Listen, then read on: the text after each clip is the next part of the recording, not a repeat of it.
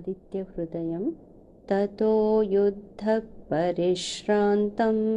समरे चिन्तया स्थितं रावणं चाग्रुतो दृष्ट्वा युद्धाय समुपस्थितं दैवतैश्च समागम्य द्रष्टुमभ्यागतो रणम् उपागम्याब्रवीद्रामम् अगस्त्यो भगवान् ऋषिः राम राम महाबाहो शृणु गुह्यं सनातनं येन सर्वा नरीन् वत्स समरे विजयिष्यसि आदित्यहृदयं पुण्यं सर्वशत्रुविनाशनं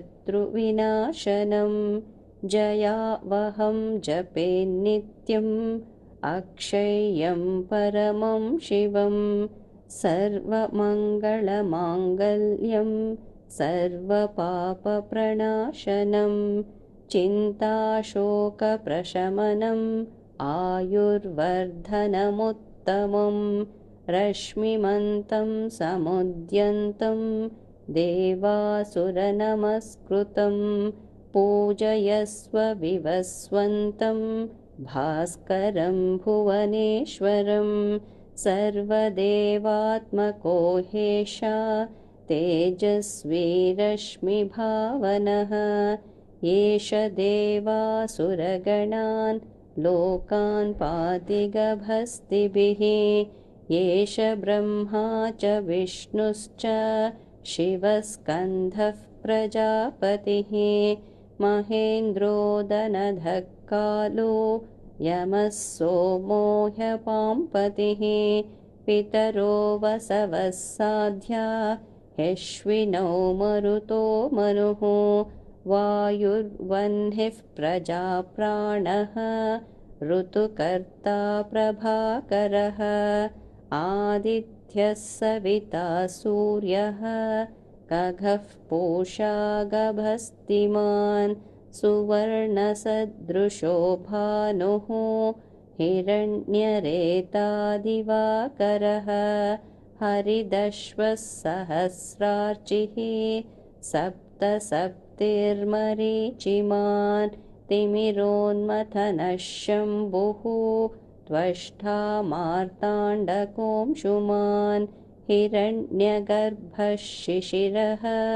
तपनो भास्करो रविः अग्निगर्भोदितेः पुत्रः शङ्खः शिशिरनाशनः व्योमनाथस्तमो भेदी ऋग्यज्जुस्सामपारगः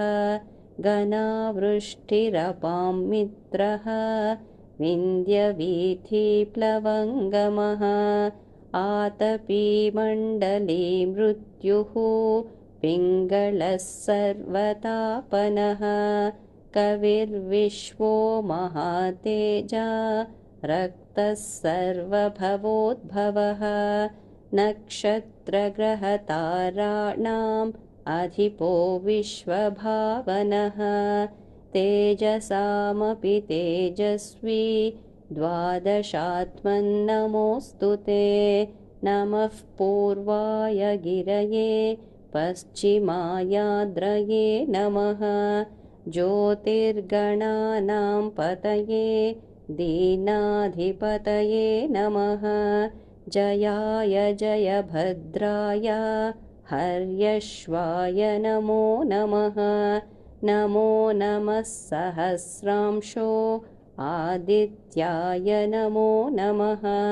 नम उग्राय वीराय सारङ्गाय नमो नमः नमः पद्मप्रबोधाय मार्ताण्डाय नमो नमः ब्रह्मेशानाच्युतेशाय सूर्यायादित्यवर्चसे भास्वते सर्वभक्षाय रौद्राय वपुषे नमः तमोघ्नाय हिमघ्नाय शत्रुघ्नाय मितात्मने कृतघ्नघ्नाय देवाय ज्योतिषां पतये नमः तप्तचामीकराभाय वह्नये विश्वकर्मणे नमस्तमोभिनिघ्नाय रवये लोकसाक्षिणे नाशयत्येष वैभूतं तदेव सृजति प्रभुः पायत्येष तपत्येष वर्षत्येष गभस्तिभिः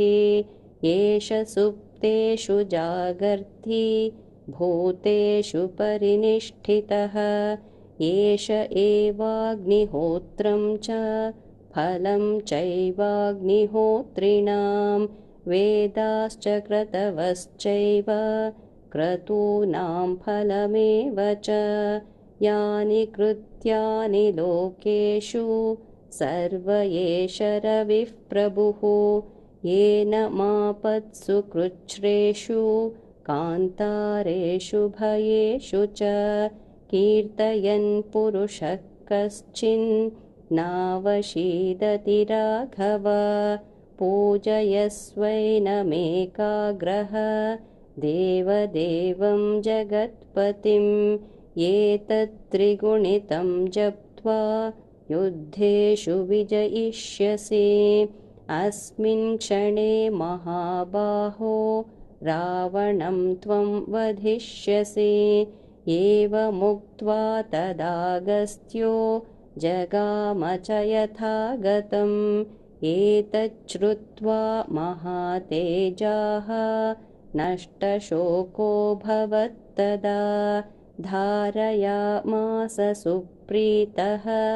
राघवः प्रयतात्मवान् आदित्यं प्रेक्ष्य जप्त्वा तु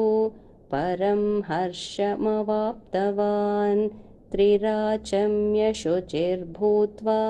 धनुरादाय वीर्यवान् रावणं प्रेक्ष्य हृष्टात्मा युद्धाय समुपागमत् सर्वयत्नेन महता वधे तस्य द्रुतोऽभवत् अधरविरवदन्निरीक्ष्य रामं मुदितमानाः परं प्रहृष्यमाणः निशिचरपतिसंशयं विदित्वा सुरगणमध्यगतो वचस्त्वरेति इत्यार्षे श्रीमद् रामायणे वाल्मीकिये आदिकाव्ये युद्धकाण्डे 5अधिकशततमः सर्गः।